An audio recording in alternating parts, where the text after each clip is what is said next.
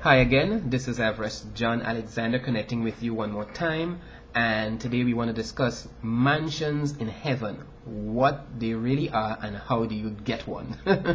How do you get a mansion in heaven? Whoa, great stuff. Jesus said, and I quote, "In my Father's house there are many mansions. If it were not so, I would have told you." John chapter 14 verse 2. This refers to the office of a servant of God who dispenses his duties well. In this scripture, the word house in the Greek is oikia and means household. And by extension, it means family. The word mansions is the word monē and means residence, the act or the place. Once again, the word mansions is from the Greek word monē, and it means the act of residence or the place of residence. Now follow me closely. The meaning of the word mansions is residence, but it can either be the place of residence or the act of residence. You see, for all my 20 plus years of being a Christian, I've heard it preached and taught as a place of residence. Excuse me. Christians are always referring to their mansion in heaven and the keys to their mansion. But does this make any sense really? In my Father's house there are many mansions. Now if a mansion by definition is a very large house, how can you have many mansions in a house? If we are honest with ourselves, it really doesn't make a whole lot of sense. Even if we expand the meaning of the word house to mean household or family, it's still like trying to fit a square peg in a round hole. It just doesn't fit. It doesn't feel right. There must be another interpretation for this scripture, and I believe I have it. The word residence really refers to the act of residence, not the place of residence. Are you familiar with the term a doctor in residence, or a doctor completing his residency? Are you familiar with those terms? Watch this.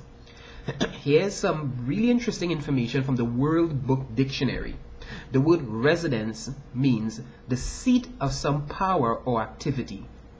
The word residency means the position of a doctor who continues practicing in a hospital after completing his internship. The word resident means an official sent to live in a foreign land to represent his country. Interesting, isn't it? It's within this context that Jesus made the statement, "In my Father's house there are many mansions." John 14:2. What he was saying, in fact, is that within the family or government of God, there are many official positions of authority. Many residencies are available. Now, since God is a king, his family forms the government. You see, God is the head of state, and his family forms the government. Right now, here on earth, we are spiritual interns in ministry. We are mayors, governors, presidents in training.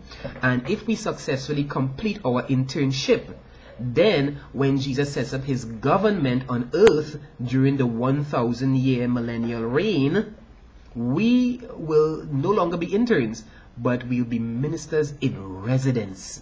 Do you see it? Watch this. In the government of God, during the millennial reign, there are many residencies, official positions of authority. Stop bickering and fighting among yourselves, pastors and leaders of congregations. Stop fighting for bigger congregations and titles and positions to be recognized by men. It doesn't make any sense. This is the message Jesus is trying to get across to us in this particular verse, people.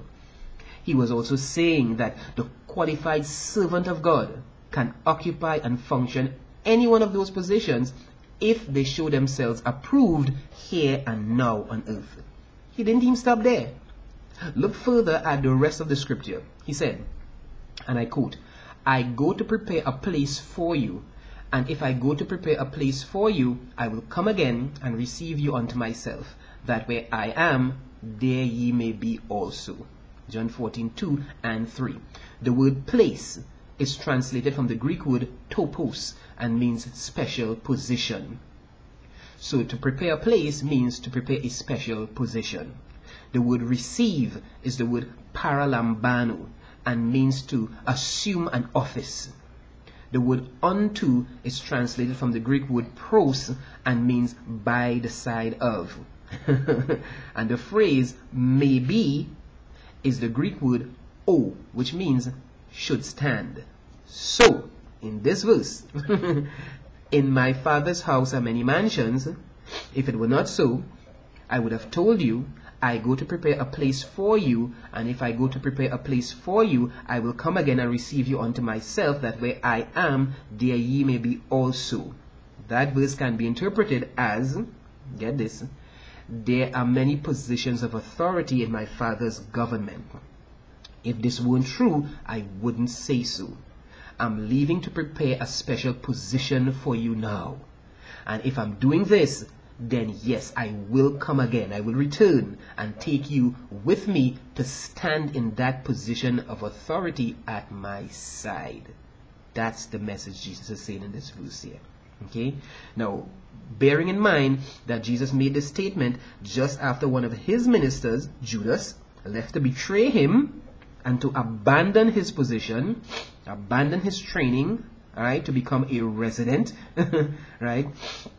The understanding then is very clear.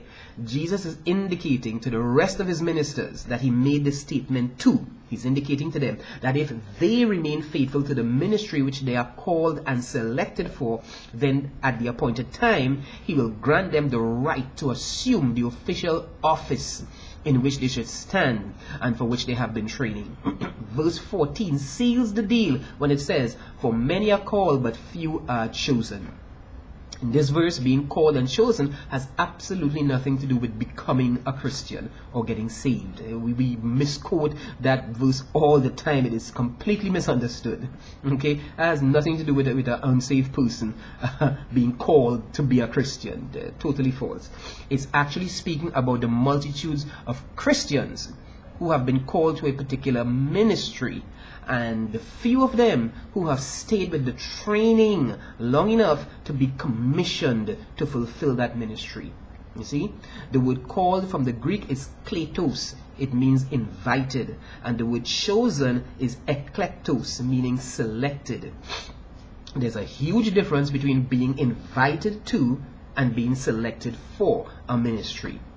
It's evident that this is not the salvation of the Spirit being referred to, because Romans 8:30 states, moreover, whom he did predestinate, them he also called, and whom he called, them he also justified. Whom he justified, them he also glorified. Justification from sin is the foundation of the salvation of the Spirit. Okay? Being born again, in other words, becoming a Christian. Justification is the foundation of that experience. So this scripture leaves absolutely no room for misunderstanding. It clearly says, whom he called, he justified, indicating that all whom he called, he justified. Okay? Within the context of the English language, I don't think there's any other reasonable and intelligent way to understand this verse. It says absolutely nothing about some or few or many, nothing. Whom he called, he justified. Whom he justified, he glorified. This encompasses all. So the phrase, many are called, few are chosen, rightly indicates that of all whom the Lord has invited to a particular ministry, there are few who will answer the call, stay with the training long enough to faithfully function in that ministry and receive the just rewards of their labors. That is, their mansion in heaven, or their official position of authority in the government of God. God bless you. This is Everest John Alexander. Thank you for listening, and by all means visit kingdomlearning.com. kingdomlearning.com. You get many more video teachings just like this one, discussion forums where you can ask and get questions answered. God bless you.